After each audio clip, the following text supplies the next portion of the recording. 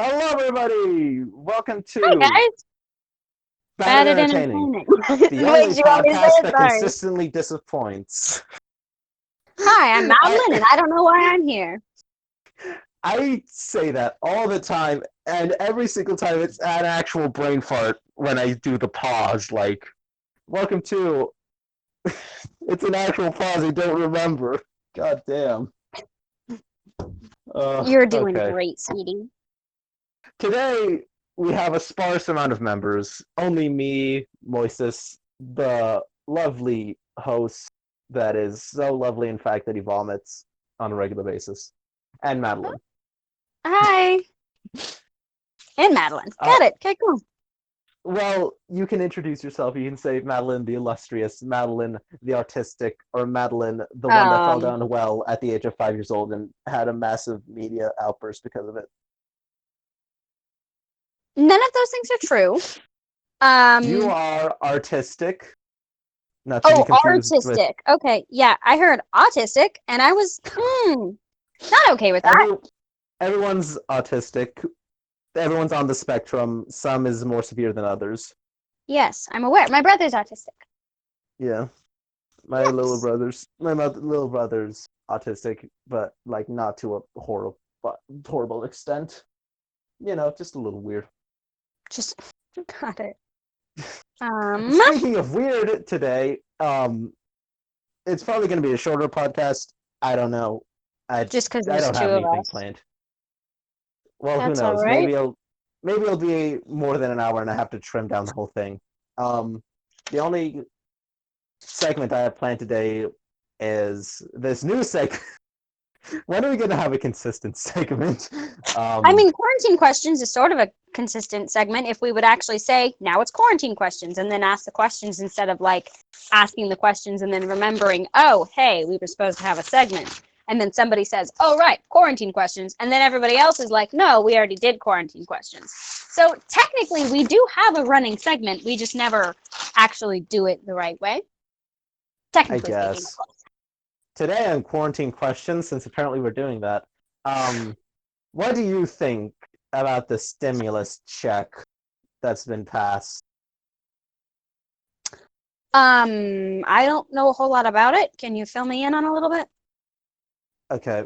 The stimulus check was declared early on in the coronavirus stuff when we first Mm-hmm. started shutting down businesses and stuff.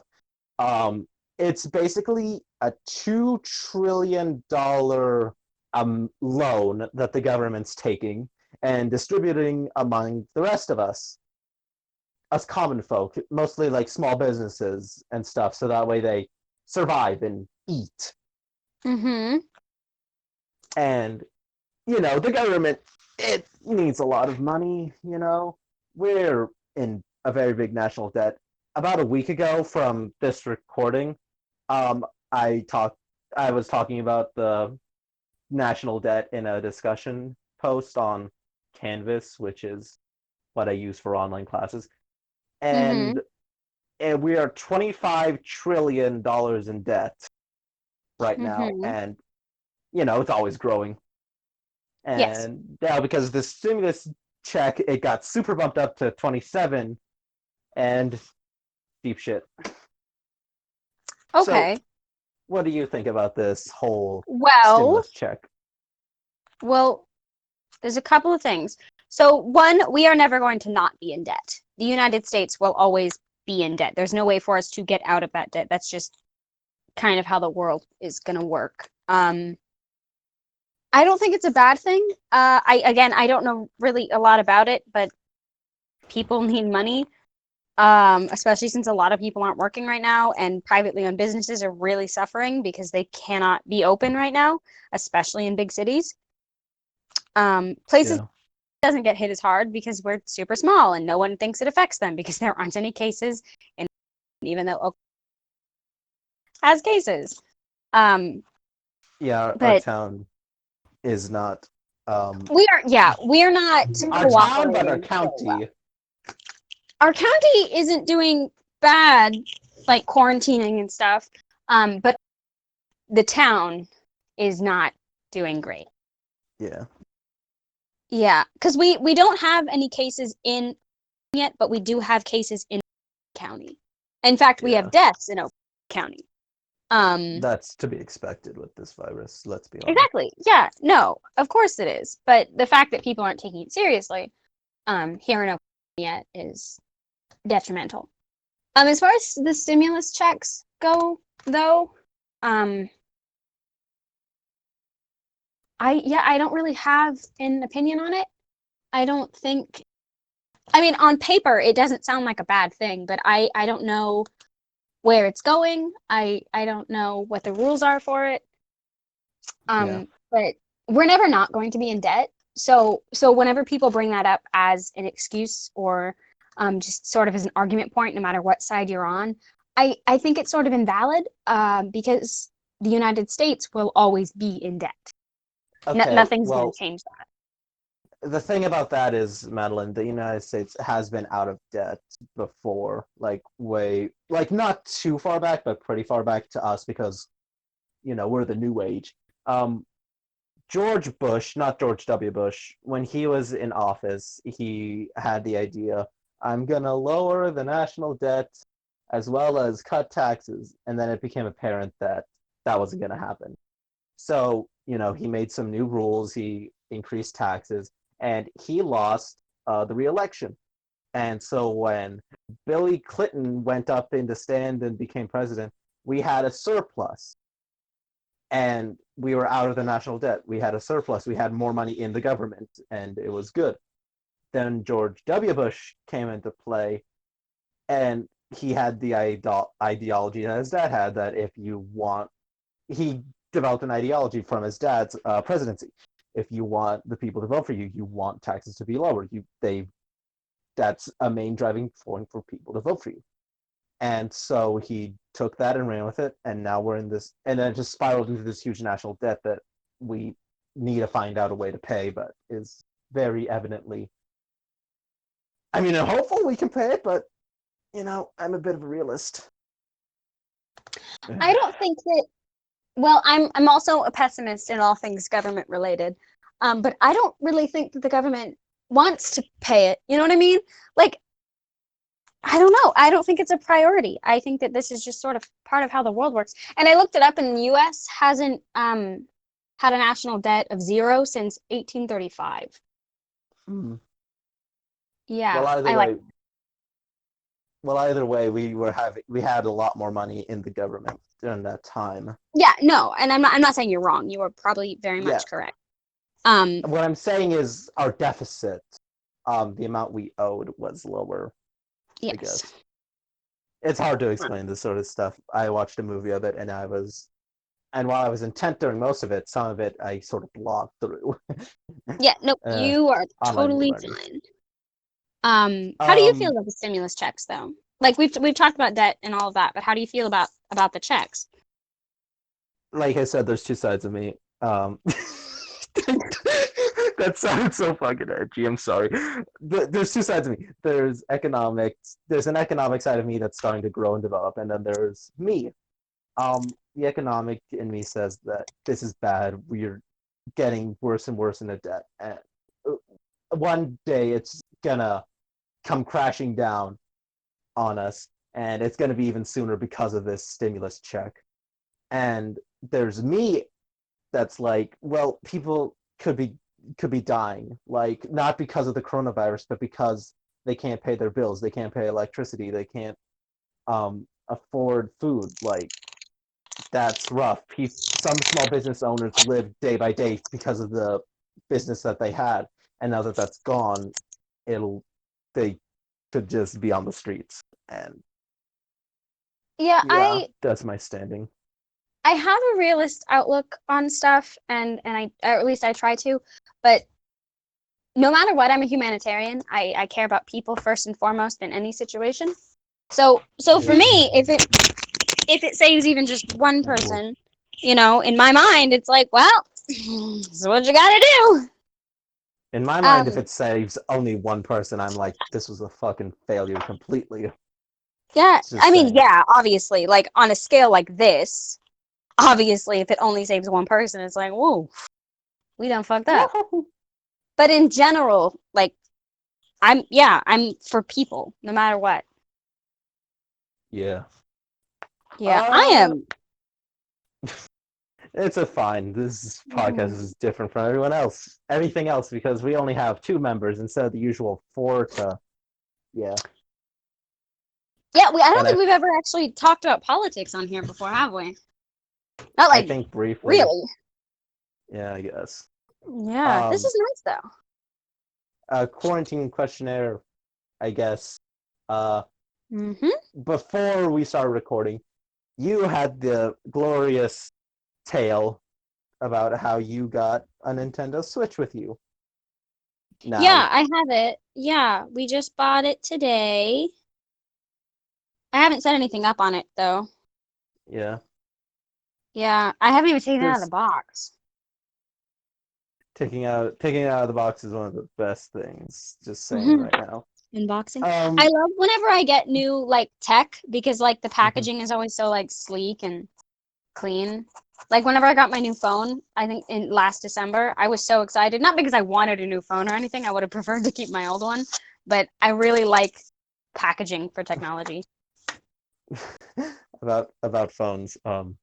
So I got a new phone for Christmas, I guess Mm-hmm. last year, and so in like February during like pep Yeah. band season, I fucking dropped it in the toilet right before I had a pep band game where I had to leave town. Yikes.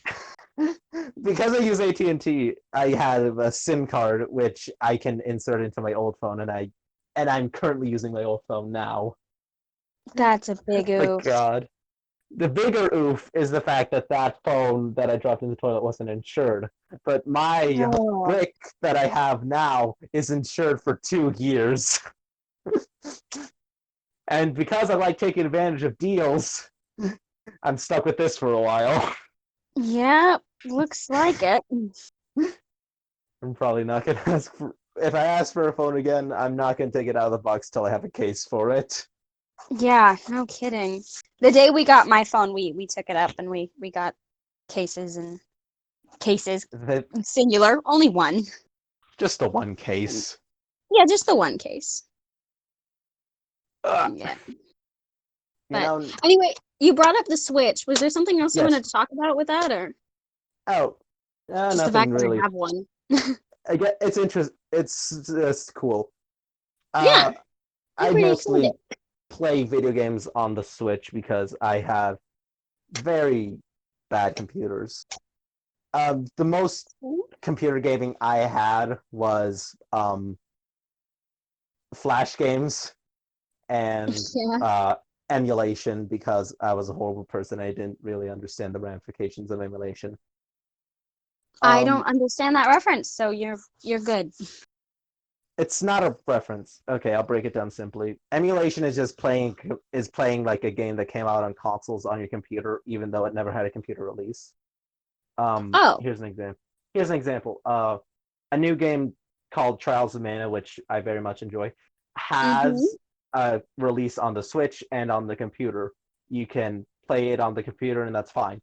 But if, let's say a Nintendo exclusive game like Mario Sunshine or Sly Cooper, those games are only on one console. You can't play it on your computer.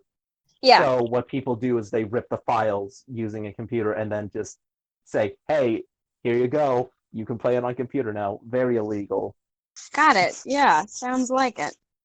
Yeah. Um, I didn't really download a lot of games. I just downloaded some Pokemon games and Legend of Zelda game yeah, for the Game Boy. I yes. gotta say, Minish Cap very underrated. I have Zelda on my DS, I think. DS Zelda is considered one of the worst ones, gameplay wise. Story wise, I think it's eh. It's fine. I've I'm not like never played super it. invested in it. The only Zelda that I really got into was Breath of the Wild because I liked it. I liked it was pretty. I liked the visuals I really like the visuals too. because When it that's comes, really how I game. If I'm being completely honest, because I'm not really a you like the gamer. pretty It games. I do like pretty games because it takes a lot to hold my attention in a Mm-hmm. game. So I like the ones that are visually appealing because no, even if I'm not like feeling playing it, I can always appreciate how they look, and that helps me Um, actually finish a game.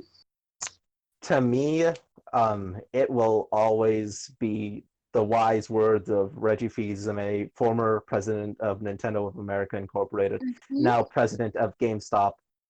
If it's not fun, why bother? Gameplay is one of the most important things to me That in a is game. fair.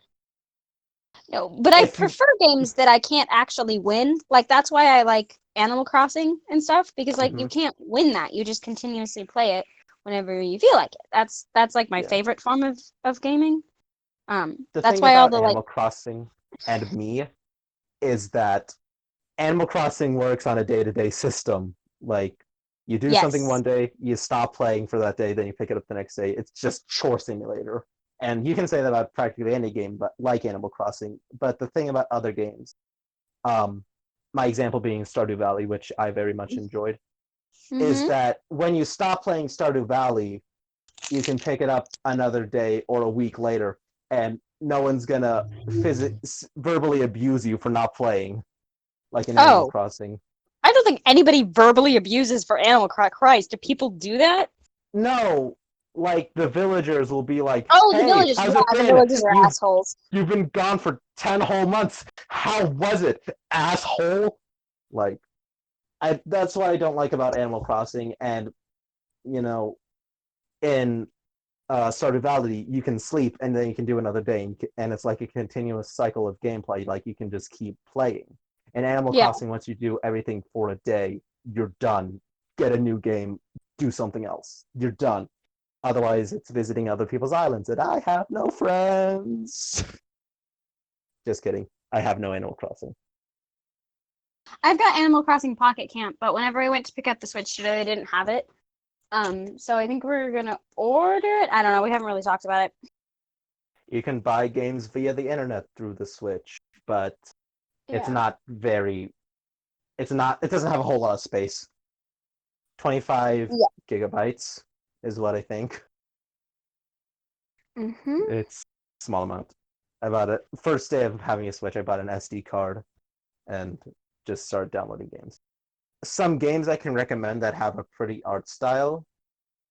Um, Oh, wait, let me get Okami. a sticky note Oh, so I can write it okay, down. okay. Okay, go.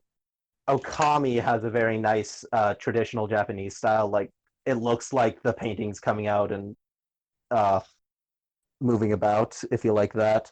Mm-hmm. Um,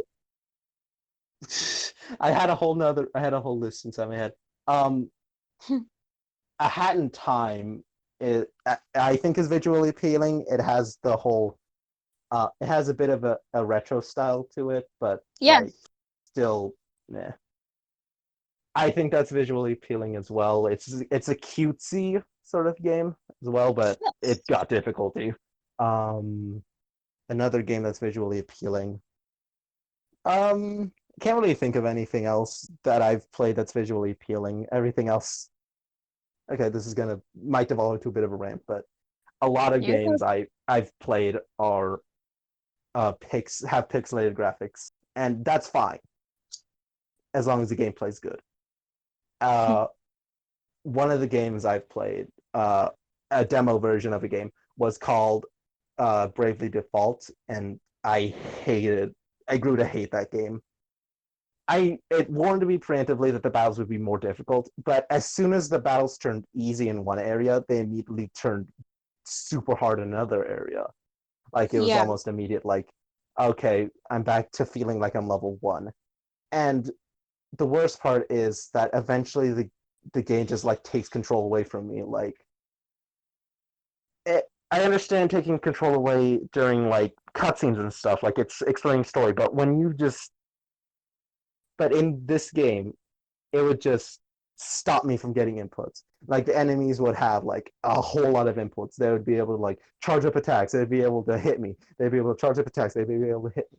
And it was just bombarding me with this, and I had no way to fight back.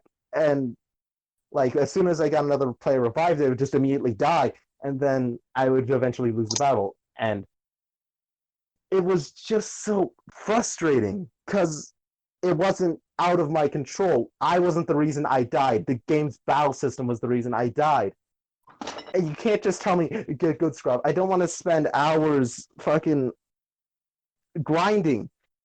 I can spend an hour grinding. I'm fine with that. But I spent like 2 hours grinding and still I could not beat enemies consistently. I hated it. Oh god, I hated it. I'm But getting yeah, that. Yeah. there's my mini rant. Ugh. Paper Yeah. Mario is a new game coming out, and What is? it has a what? Paper Mario. What is? Oh, okay. It's coming out like June, July Mhm. 16th. It has a nice paper aesthetic and it has lots of origami, so that's Nice. funny, cool, nice looking. I'm not sure how well the battle system's gonna be, but who knows? Yes. And Um, visually the only pleasing release games, dates that I'm really looking forward to are like TV shows and stuff. I guess. Yeah. They're putting a Hamilton movie on Disney Plus, which is Really. pretty exciting. Yes. I'm a Imagine little buying bit. Disney Plus. We have Disney Plus. I don't. That was the joke. Oh, I like it. I don't know. I don't really use it a whole lot because all of the Disney movies like that I want to rewatch, I own. Mm-hmm. So, Uh, but Sam got it, and then she gave us hers, so we all just share it. Um, but I'm pretty excited about the uh, Hamilton movie. I know I'm going to be disappointed by it though because they're taking a lot of stuff out because they want to make it like more family friendly. So they're mm-hmm. taking most of the rap out. They're taking the affair out. All of the like cuss words they're also taking out. So Mm-hmm. Thomas Jefferson doesn't have a personality anymore. Yeah. But yeah, I'm most upset about the rap. Um, like if they decide to actually follow through with that, then that's sort of defeating the entire purpose of Lin-Manuel Miranda writing it. Because when he started writing the show, he wrote it because he felt Alexander Hamilton embodied modern hip hop. Like that was the core piece of the show that got him funding. Mm-hmm. But it's not up to me, obviously. Yeah. It's up The to other thing Disney. is they're working on another Percy Jackson remake thing, I guess. Reboot, I Um, think. it's a TV series this time, I think. Um, Is I'm a is little it worried. serialized or episodic? I have no idea. I haven't looked into it at all. All right, I just heard that's that cool. there was another series coming out, and I got Mm-hmm. scared. Oh Because boy. so far we've had a subpar musical, a horrible series of movies, and a decent graphic novel. So I'm scared for the Percy Jackson fandom. That's all. I love the fantasy setting.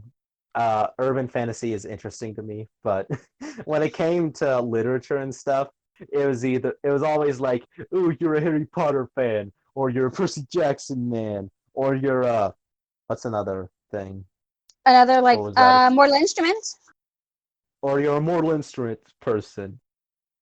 Uh, but for me, my dispute was you're either a Dork's Diary person or a Diver Wimpy kid, and I've because never read I either was of those. Diver Wimpy Kid was interesting. It held my attention enough. I like the little doodles Yeah, the the penmanship looked like someone yeah. actually wrote it.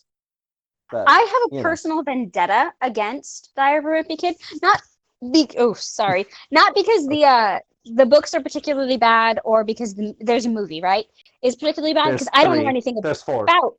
Okay, yeah. So I don't know anything about the books or the movies. Like I've never read or watched.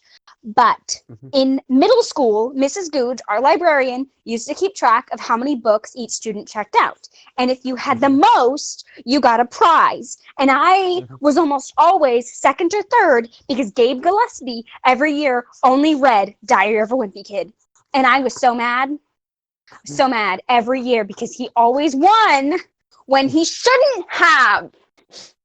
The thing about Diver Wimpy Kid is that I feel like it should be a one and done thing. I did buy the books and I did reread them because they were always checked out at school, and now I know why.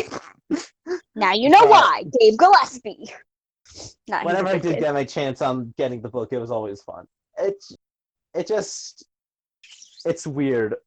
Uh I hate the fact that I throw this out constantly, but when it comes to these sort of things, but I'm not white. I am Mexican, and just seeing a You suburban do bring life that up a lot, through yeah. yes, I brought it up like the last two podcasts. I don't know why, but it No, no, just you're good. I'm just making it's fun. Go ahead. it's a strange culture shock to me for some reason. It's interesting just seeing this life of a suburban kid that's an actual nerdy kid. Like he's a loser. He has one friend. He's not popular at school in the slightest. It just it's interesting because it's an actual character I can relate to more than Yeah, the usual like look at me, I'm a high school musical man. I'm nerd, but like I'm nerd because I'm smart character also. Like no. Like yeah, I get that. I don't know. and I was always Every good at kid, school, and it was an awakening to just see and to see perspective through a person that wasn't as good at school, someone that would cheat. Just like, yeah, I can see why people cheat. I still yeah, won't help them, but I can see why. I guess. yeah. I don't know. I think Yeah. every kid should have a character that it's in a book or a TV show that they like relate to. That's why I'm like really big on like some of the newer cartoons that have been coming out because they're a lot more Mhm. diverse and they're just a Yeah. lot more inclusive. But Yeah. I yeah, understand it, but at the end of the day, if it's inclusive and it's not interesting, then I won't bother. I won't hate it, but I won't bother with it. I guess I don't know if you're into like cartoons or not, but I like Steven I Universe and Gravity Falls and those. I'm into cartoons a lot more than live action. Just throwing it out there, and I hate myself for it because I feel like I should watch more live action stuff, but I just don't. Watch what you like, not what you think you should. God, this I don't sticker know. is not coming off. That's hopefully the point of stickers. I know I that's the know, point of but glitter. I want, I think I already told you, but that was before we were recording, so I'll reiterate. Um, Yeah, go ahead. Colin gave me his laptop, and he had a bunch of stickers on here, but they weren't for stuff that I liked, so I took them off. And and like three of them came off really, really easily, but one of them is just sticking really bad, and it was like the only like full on paper one on here. The rest of them were sort of plasticky or gloss or, Hmm. and it's staying, and I don't like it. Is it And satisfying to like take off a sticker from something and it just comes off completely? Like it oh, starts I off think so. slow. I Like it love starts that. off slow, and then as you can climb through the sticker and get more and more space, it just comes off faster, and then you can just rip it off, and then it's all clean, and then It you sounds like immediately you like feel, doing that too. and then it's immediately the worst thing in the world when there's some left behind, and you're just like, Yeah, I don't mind if residue is left behind, but I don't like it when like chunks of the paper is left behind. That bugs me. residue is always fine. Like the white stuff, chunks of paper, just under my skin. Yeah, no, the white chunks of paper make me so mad because the residue I can get off like pretty easily, but the paper is still like sticking to it. Like it's not just residue; it's still on there. Yeah, This is a bad idea. everything's bad in this Yeah, but world. I don't want to ruin the one laptop that I have because I use this for everything and will likely have to take it to college with me if Colin Speaking of lets me. ruining the one laptop you've had, I've ruined the laptop before my current laptop. I had an old laptop. It wasn't particularly good, but back in the day, I would just use the computer for like Flash game and YouTube. So Mm-hmm. for me, it was like the best laptop in the world.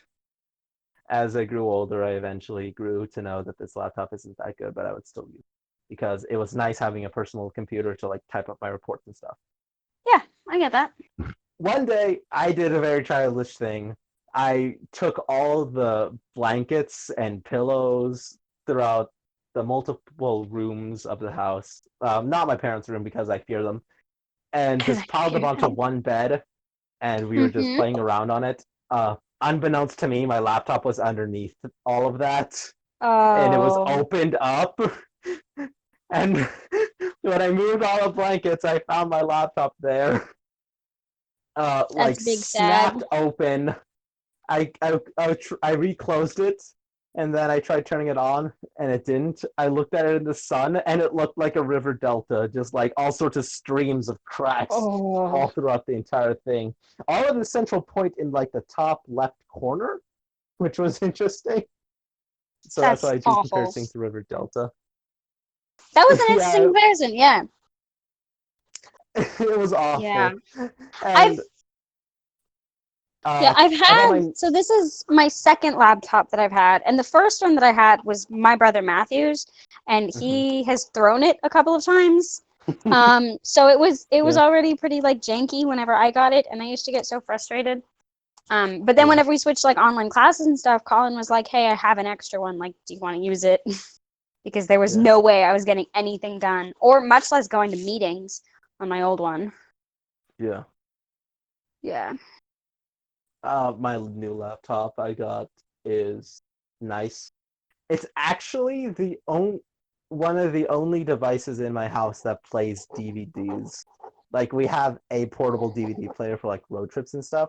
Mhm. But aside from that, I own the only two DVD things in my house. Like there's one DVD thing hooked up to my TV and my laptop, and it's Yeah. baffling. My family's advanced to streaming so much.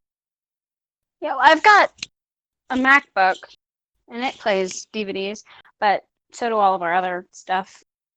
Yeah. When I got my laptop, I was just like, I'm looking for a nice, cheap laptop. It doesn't have to be big, it just needs to have a disc tray. That's it. And that's what happened. Yeah. I'm trying to figure out where my dog went. I thought I heard her. I don't know where she Old Mc is. Old McDonald there. My dog, Joey. I Uh thought I heard her oh walking yeah. around, but now I can't find her.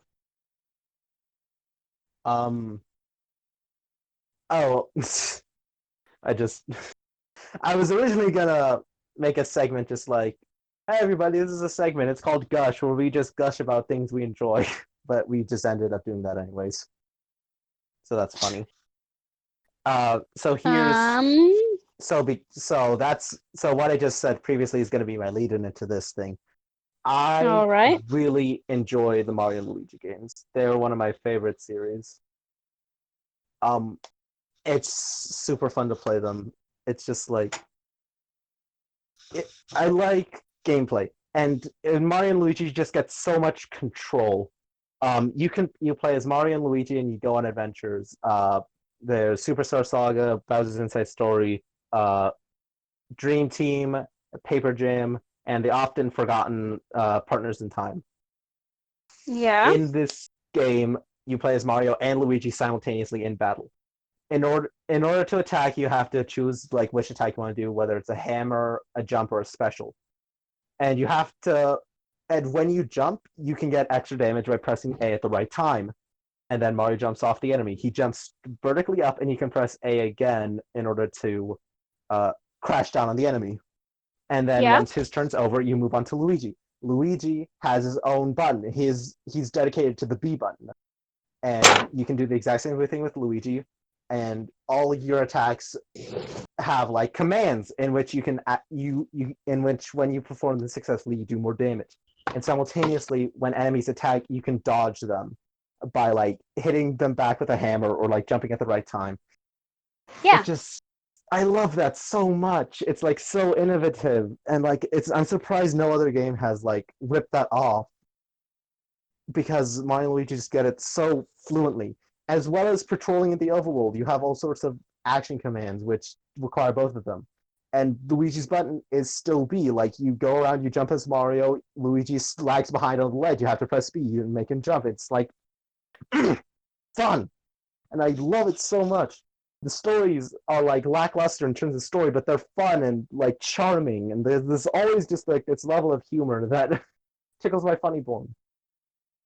And I haven't seen any news for one on the Switch, and it disheartens me because I really want one on the Switch. I want to see what they can do. I want to see what sort of mechanics and sort of crazy new special attacks, and it just can't get it because unfortunately the main company in developing them, Alpha Dream, has gone bankrupt.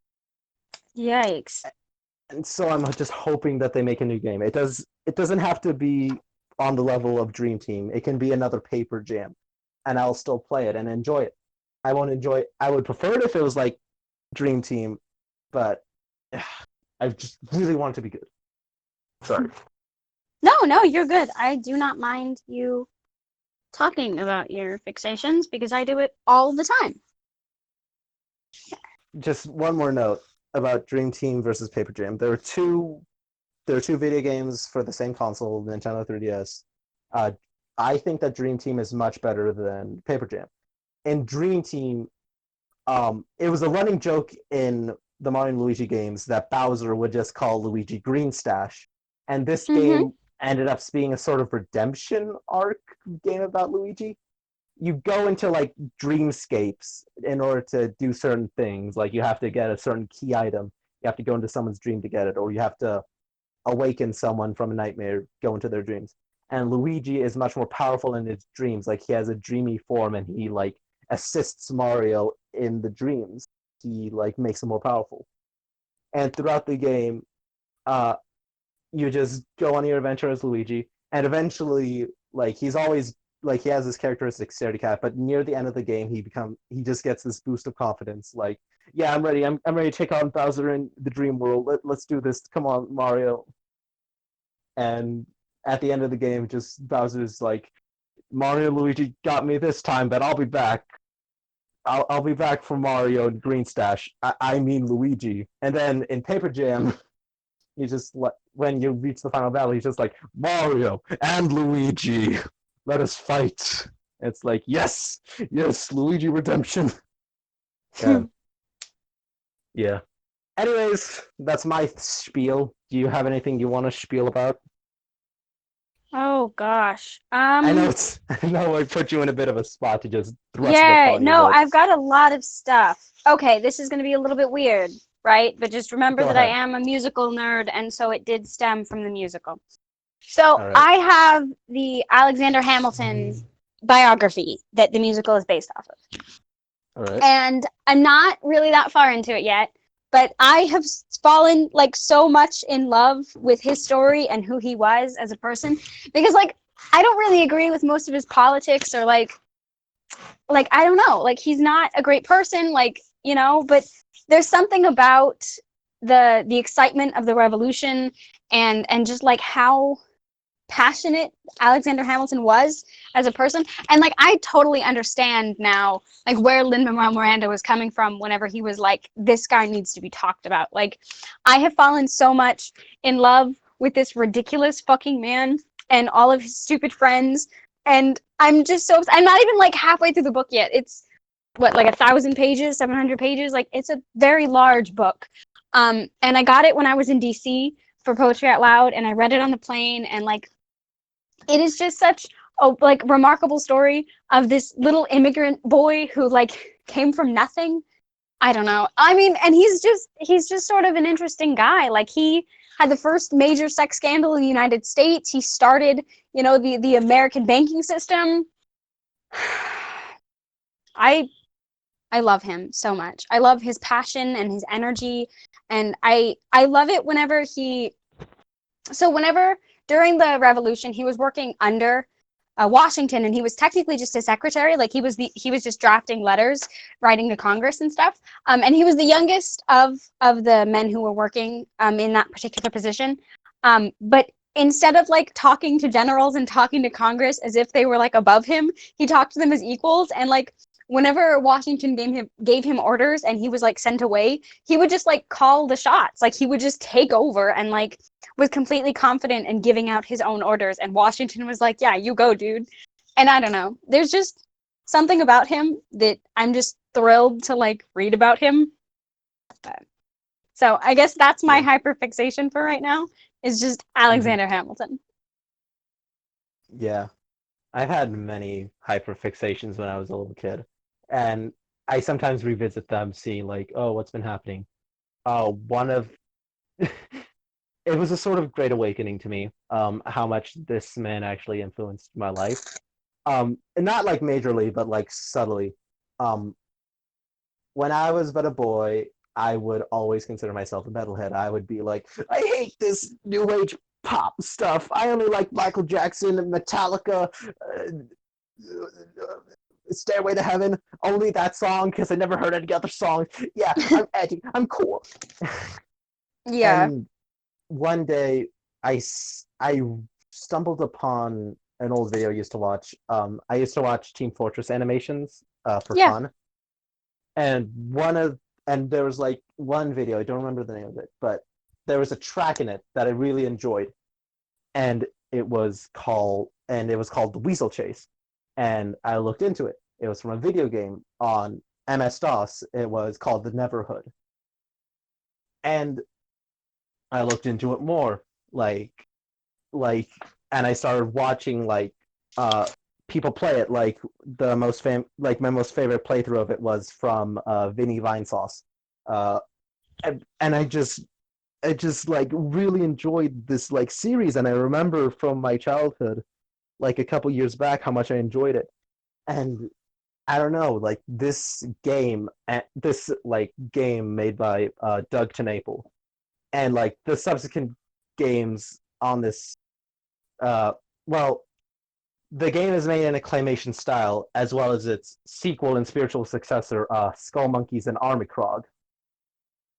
And I think I've it heard of that was one. Army Krog. Yeah. I named a D&D campaign after it. Oh, So, there we go. Got it. Yep. yep, Now I know why.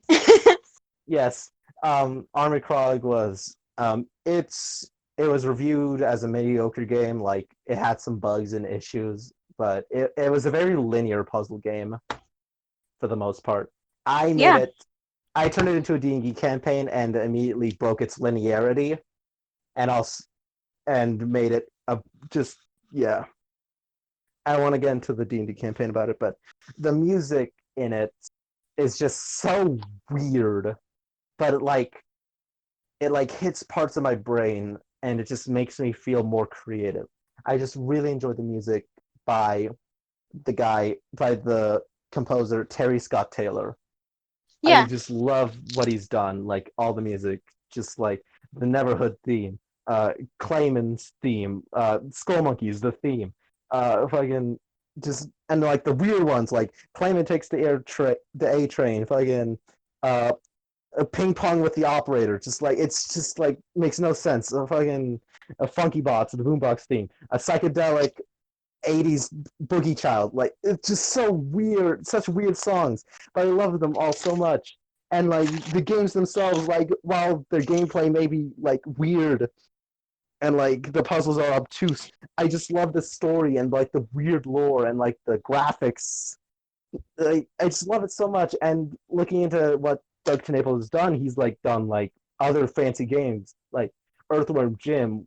It's like a really popular retro game back in the day, and it's still regarded as a pretty good game.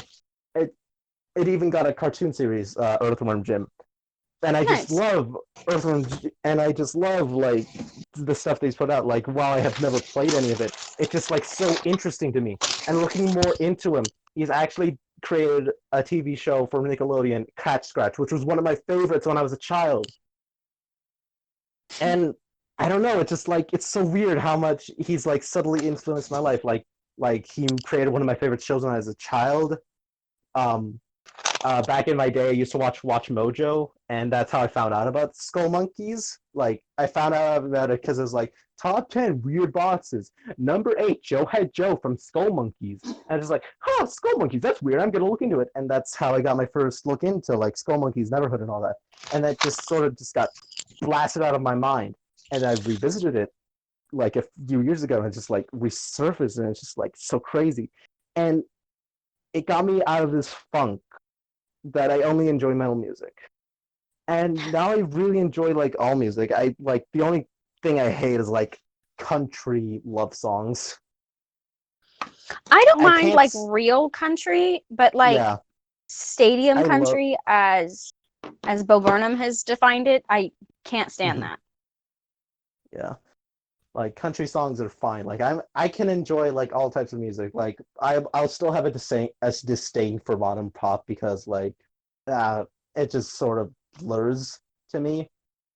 Like Yeah, me modern pop, and it's all the same. But like other modern songs, like modern rap, like mumble rap, like while I may not love it, I can still enjoy it. If Tristan like puts on his weird avant-garde music or just like some or like anything else really like some rock song, like I'll enjoy it. I won't ask him to skip the song.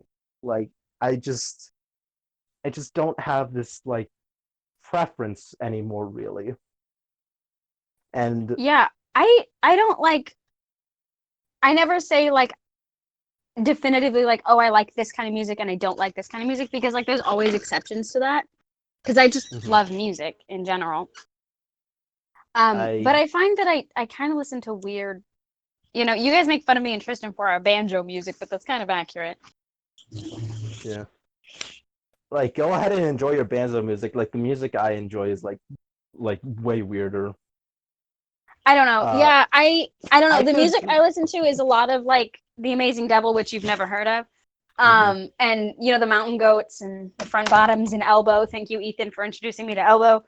mhm, But so yeah, but yeah. I'll listen to anything. Like you said, like whenever Tristan puts on his K-pop, I'm like, yeah, this is pretty cool. Or like whenever he'll put on his like weird screamo music, like I'll jam to anything really. And the other thing too is who I'm listening to the music with. That makes a big difference.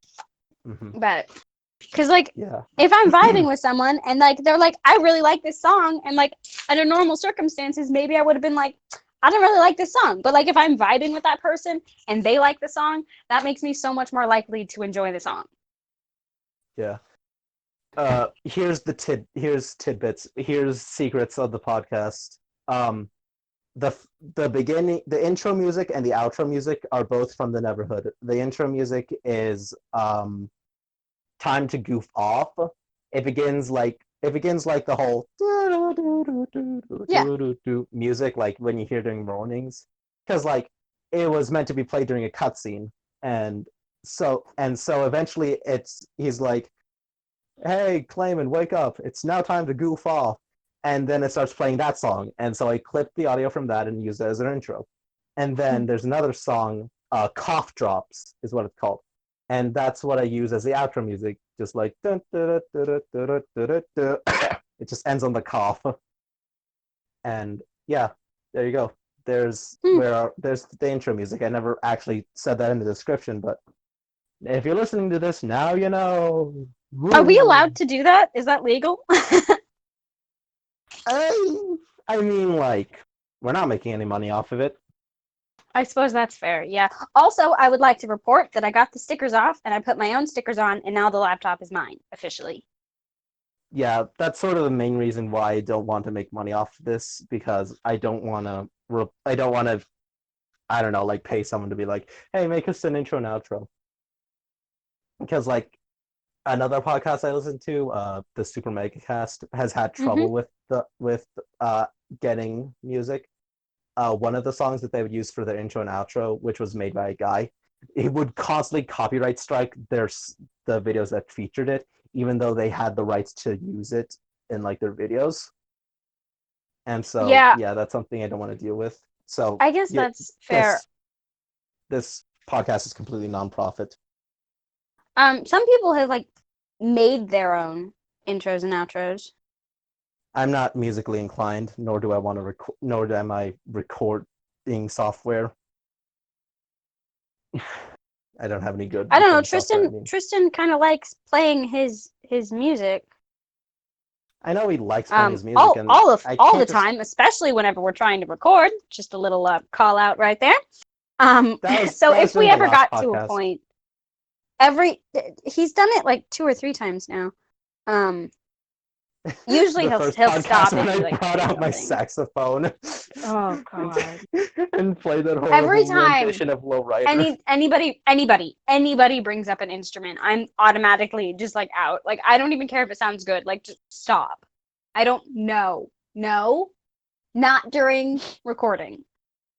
If you want to annoy the hell out of me, like when we're just chatting after or before recording, that's great. Just drive me up the wall. But if One you of these want, pod don't do it while. we're gonna have a podcast where you're not part of it, and then we're just gonna have a talent show You where we guys all can all just just be bring an chaotic as fuck. instrument. We're All all just right, gonna bring an yeah. instrument and start playing it. I feel feel attacked because I don't play an instrument. Okay, Anyone can learn an instrument. I It's wanted all to learn about one. muscle memory. It's I it's wanted to, fine if you don't. I wanted to learn the violin over our quarantine, and then I found out that my father, who had my possessions before I, because I moved out and now live with Hmm. my adoptive family, they sold my violin. So, Oh, without telling sad. me. So, yeah, yeah, that happened. Uh, I suppose if it's any consolation, well, not really consolation. If you want, uh, I have an ocarina that I don't use at all That's ever. so cool. It's rotting No, in my. it's It's rotting away in my. Uh, what is that? My bin that I keep underneath my chair, which holds my video game boxes. If you want that, I yeah. can give you that. I mean, I'm not against it.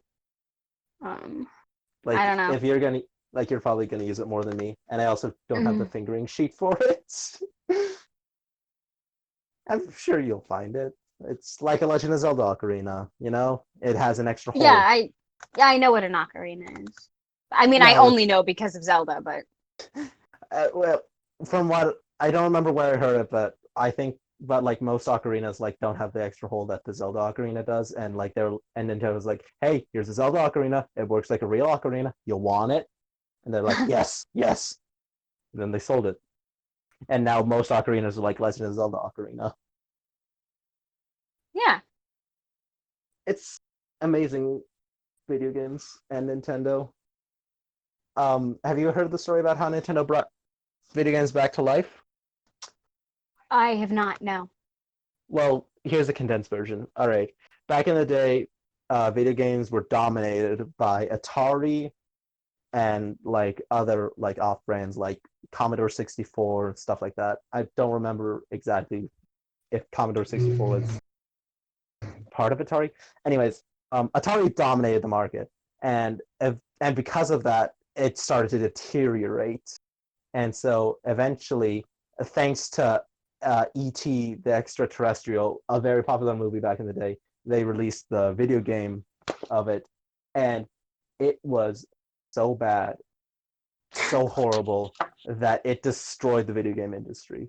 Like nobody wanted Yikes. video games. Like everyone hated video games because of ET on Atari. And there were so many of them because they thought this game was going to fly off the shelves that they made a landfill in Arizona and filled it with the old ET cartridges. That is It's a depressing on so many That's a real levels. thing. I've told people about this and they don't believe me. There's an actual documentary. I don't remember the name of it, but that exists. And and another tidbit, um, the Adult Swim show Aqua Teen Hunger Force, two characters called the Moonanites are supposed to be the Mm-hmm. ghosts of the ET cartridges that were buried in the desert.